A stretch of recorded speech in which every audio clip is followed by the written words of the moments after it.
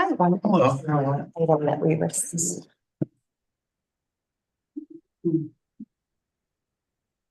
So Kelly does have. Okay. She's passing out a letter that she received back and forth with the lender and the developer. All right, I believe we are live streaming, although I have muted it. There we go.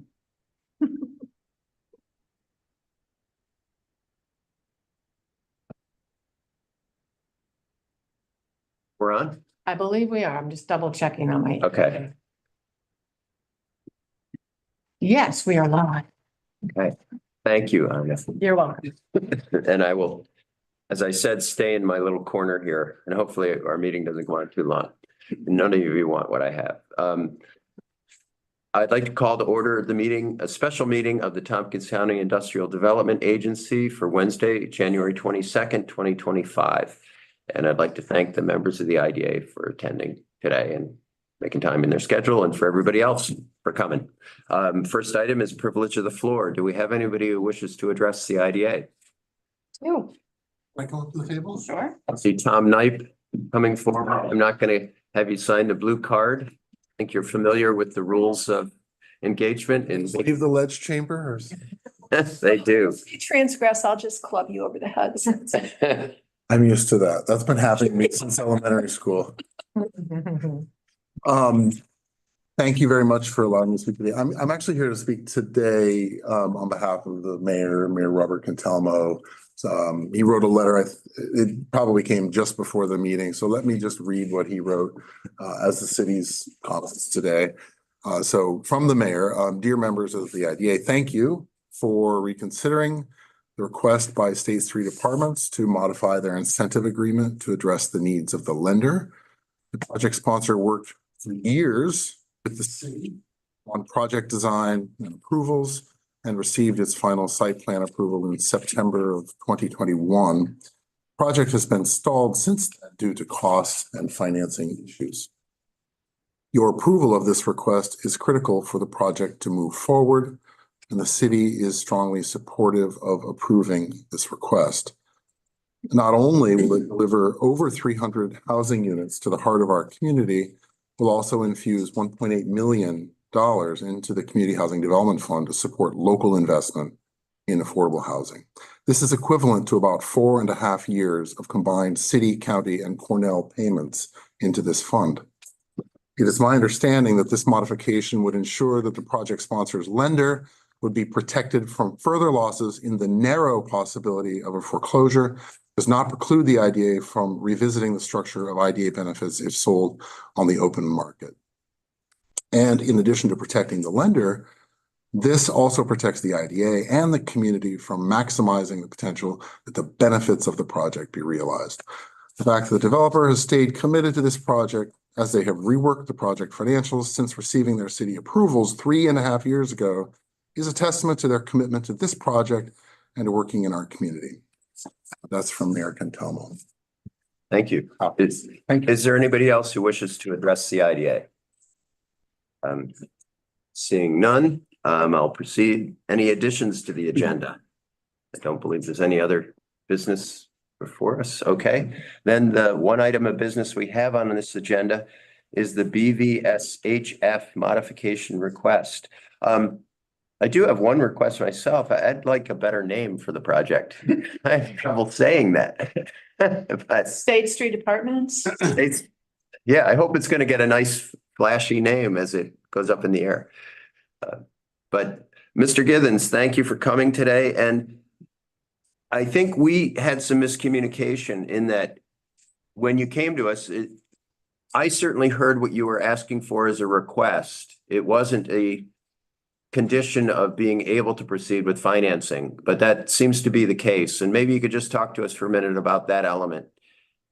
Well, thank you, board, for convening on a very cold day in Ithaca and to hear our request again. Really appreciate the accommodation.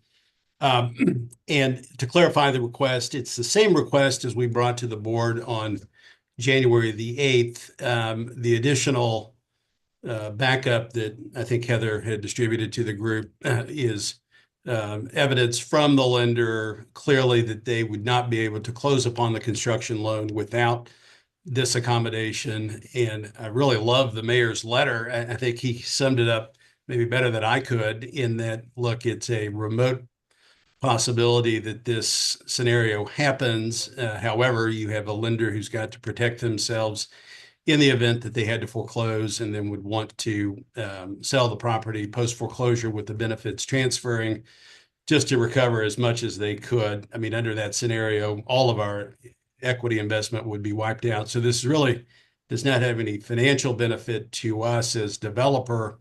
It simply allows us to, to complete the project. And so what I provided as backup at the last meeting, the lender was indicating that this was going to be problematic, and they have since, through many discussions, confirmed that they would not be able to proceed without this language. So thus we're bringing it back. And again, thank you for considering it again.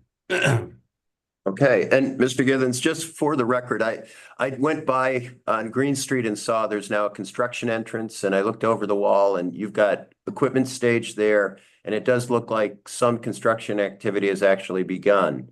Is that the case? It is in part. We have mobilized, or the general contractor has mobilized to construct the construction entrance to fence the property, secure it safely for construction, to bring some materials in. And we are, hopeful to continue those activities. We have not yet closed on the loan pending today's meeting, but we'll need to close on the loan to continue the work that's going on. But we needed to mobilize to maintain our schedule. And so, yes, we are taking a risk in doing so, but we had to without impacting us yet again. We, are so close now. We wanted to, preserve all of our schedule, requirements. Yes. If we could. Yeah.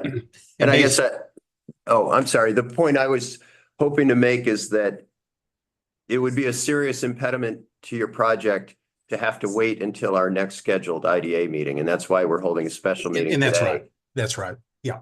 Your closing is scheduled for this month. And the target is the end of this month. It may lag that a little bit, but as long as we can get past today with the approval for this post foreclosure language, lender, it's a matter of documentation, and which a loan this size takes quite a bit of. It's a formality to get through the loan closing event, but this is a prerequisite for that. So, Okay. And to answer your question on the name, yes, BVSHF is not the name of the project. It's the name of the current ownership entity, which we're modifying some with an amendment to the agreement. But the property name is nor will the property name be State Street Apartments. We're working on a branding effort right now, so it will be forthcoming and I think be more appropriate than BVSHF. Yeah. Good news then.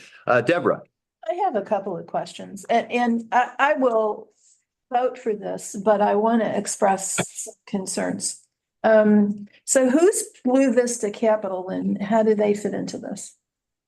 Blue Vista Capital Management is our investment management partner on this project.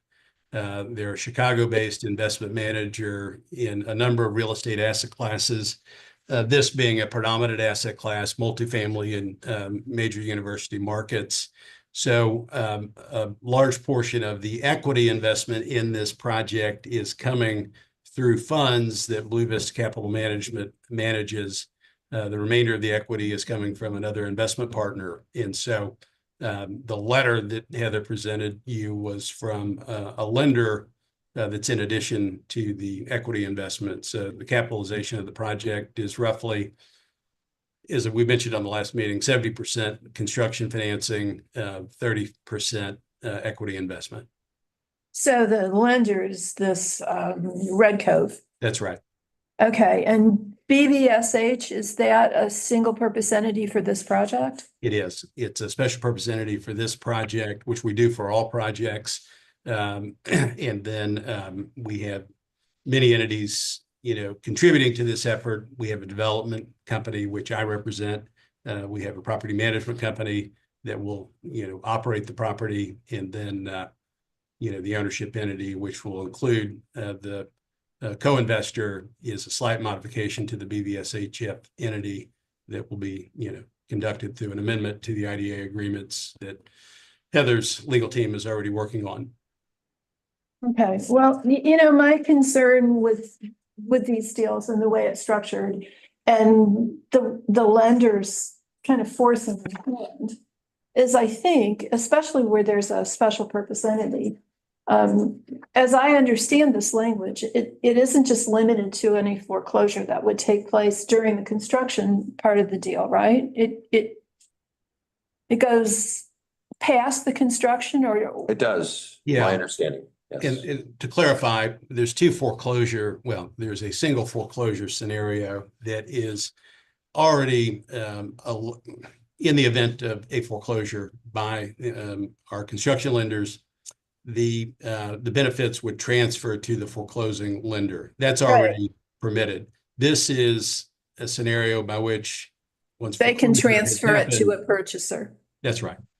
Okay. But wouldn't that person still have to show hardship in order for and for that arrangement to transfer? I mean, not as I read this. Don't people have to show hardship in order to? Yeah, Heather?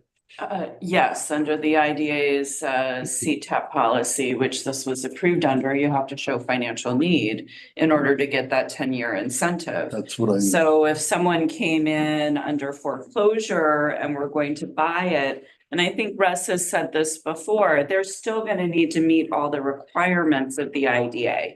They're going to have to, run the project like the application said it was going to. They're going to have to show financial need. I mean, if there was a foreclosure in year 4 and somebody wanted to purchase it, staff would administratively be asking for those documents to make sure that, they still met all the requirements. That's certainly not how this language reads, though. All it says is that a foreclosing lender can transfer the property with the IDA benefits without IDA's consent, as long as the qualified buyer assumes the company's obligations.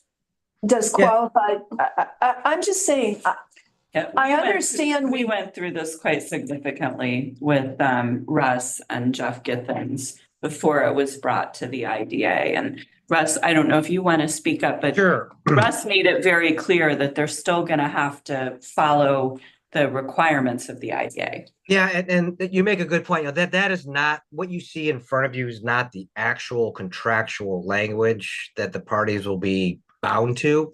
And you're right, it will not automatically transfer to anybody that decides they want to acquire the foreclosed property. It has to be a qualified buyer / operator, one that is in need of the benefits and one that will continue to operate the facility as induced by this board.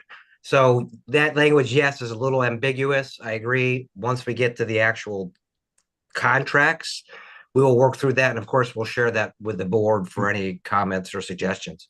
so a qualified buyer implies a buyer who has financial need for the incentive? Yes. Okay, thank you. I would also point out that as onerous as some of you may find this language, this is not uncommon for banks to ask for this.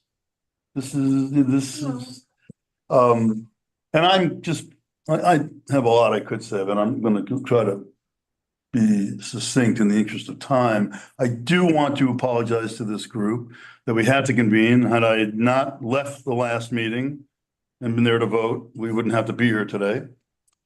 So I apologize to you, Mr. Githens, for that, and to this group for that. But